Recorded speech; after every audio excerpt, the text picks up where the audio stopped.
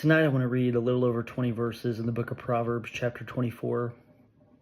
We'll start at verse 1, and then we'll go through about verse 22-ish.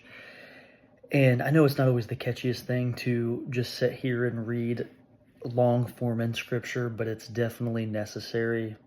I notice if I do it once, I want to do it again the following day.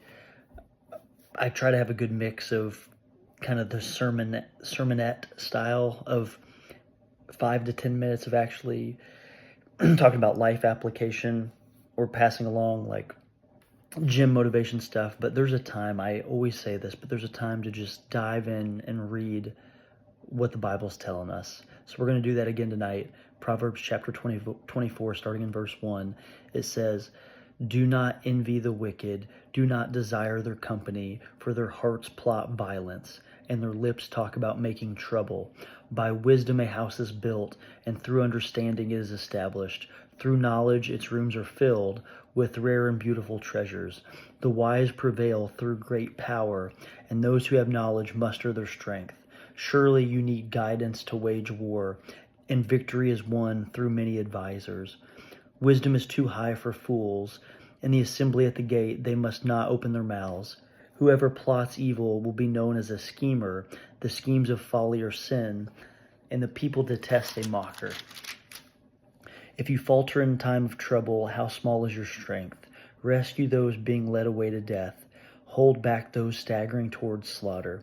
If you say, 'But we knew nothing about this,' does not he who weighs the heart perceive it? Does not he who guards your life know it? Will he not repay everyone according to what they have done? Eat honey, my son, for it is good. Honey from the comb is sweet to your taste. Know also that wisdom is like honey for you. If you find it, there is future hope for you, and your hope will not be cut off.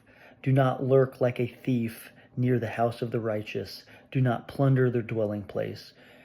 For though the righteous fall 7 times, they rise again, but the wicked stumble when calamity strikes. Do not gloat when your enemy falls. When they stumble, do not let your heart rejoice. Or the Lord will see and disapprove and turn his wrath away from them. Do not fret because of evildoers or be envious of the wicked, for the evildoer has no future hope, and the lamp of the wicked will be snuffed out. Fear the Lord and the king, my son, and do not join with rebellious officials, for those two will send sudden destruction on them, and who knows what calamities they can bring."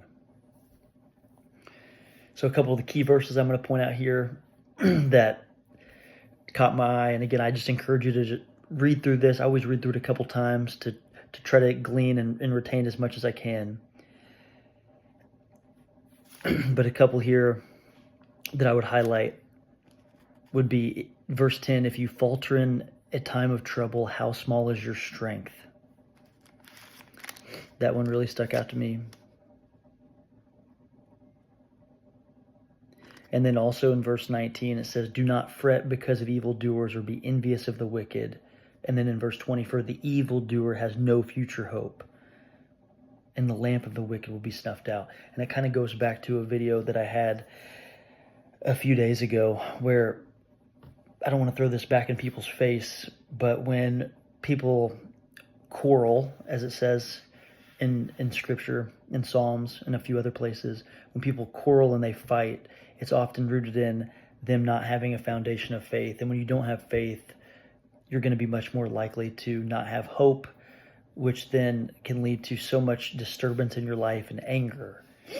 And you see this play out. The evildoer, because of their lack of hope, they do wicked and they impose that dark cloud around others. And I think all of these things in Proverbs 24, they're literally called wise sayings. Like each line is called saying 20, saying 21, saying 22, and it goes on down the list.